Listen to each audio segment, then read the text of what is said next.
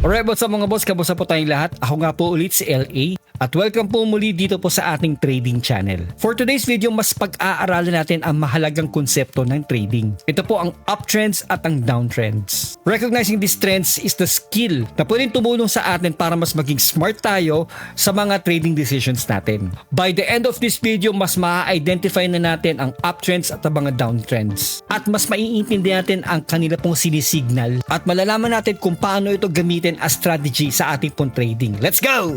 Ang tanong, ano ba ang trends in trading? Sa trading, ang trend ay ang overall direction kung saan ang price ng isang asset ay gumagalaw. Ang trends ay makaklasify into three main types. Yung uptrends, yung downtrends, at yung pong sideways or range-bound trend. Pero sa ngayon, tayo po magfo-focus lang muna sa uptrends at sa downtrends dahil sila yung mas nag-o-offer ng actionable opportunities sa trading. So ito po yung ginagamit natin, yung pong expert option. So nangyayari po ang uptrend kapag po ang price ay nagiging higher high at nagiging higher low kapag tumatagal. Ibig sabihin, ang price ay umaakyat at ang mga buyers natin dito ang in control. So here's an example. Makita natin dito na tumaas, then bumaba ulit, tapos taas ulit. Yung pong mga pullbacks na yan ay healthy po yan. Healthy yung mga pullbacks na yan.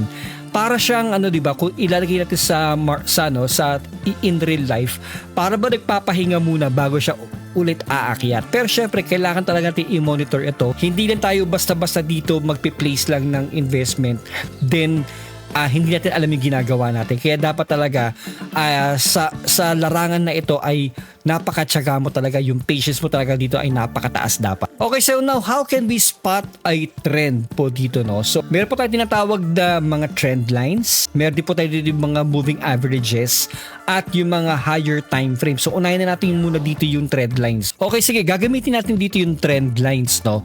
So, meron pong feature dito si expert option na pwede tayo mag-drawing. So, gamitin natin itong ray. So, yan, okay na yung color na yan.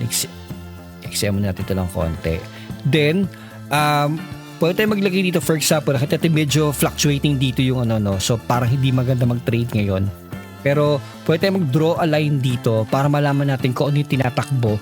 So kung nakita natin na pataas itong ngayon, yung pong line dito, ay mukhang maganda po mag-buy. Pero medyo fluctuating nga dito. Kung pababa naman, magdodrawing tayo din ng line pag ganito.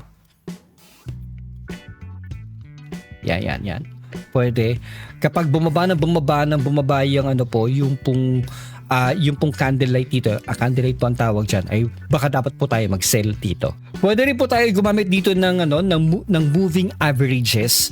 So press na po natin itong parang pencil sa baba na to, yung katabi ng pencil. Then lagay tayo ng moving average. Okay, lagay tayo kahit 50. Yan. 10.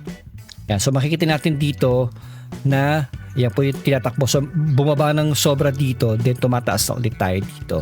So pwede natin gawing indicator yan kung saan tayo dapat mag-buy or mag-sell. At dyan makikita talaga kung talaga bang trending ito pong ating napiling currency na itetrade natin dito. Pwede din natin pagbasihan po yung higher time frames. So yung mas matagal po ang time frame ay mas reliable siya talaga. So present dito sa pagpili natin ng ating pong na currency dito, for example, sige, okay na po yung Euro USD, then gawin natin itong like 1 day para mas makita natin talaga kung ano po yung mga trending dito. Ang isa pang tanong dito is, why are trends so important po sa mga traders? Kapag in-understand natin yung takbo ng trends, mas matutulungan tayo nito sa mga trading decisions natin. Sa isang uptrend, mas makakapag-focus tayo on buying opportunities. Sa downtrends naman ay maghahanap tayo dito ng moment kung kailan tayo dapat magbenta. So tips na po for trading with trends. Number 1 is trade with the trend.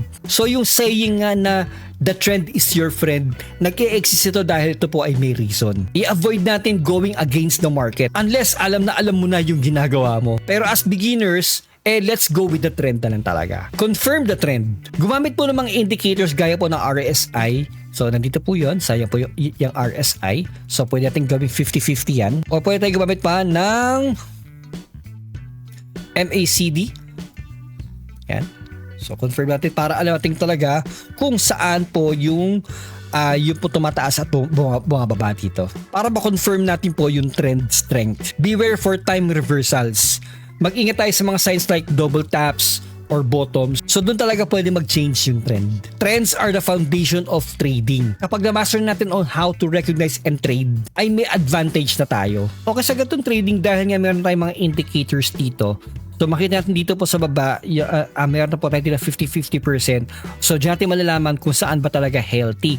No? So tayo po ay nasa may bandang gitna pa.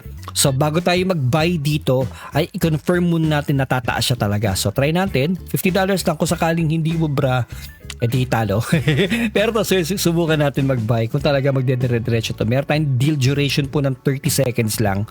So after 30 seconds ay matatapos sa po yung deal. Pwede natin makita yan dito kung tayo po ay kumikita pa, kung meron po tayong income. So, ayan po.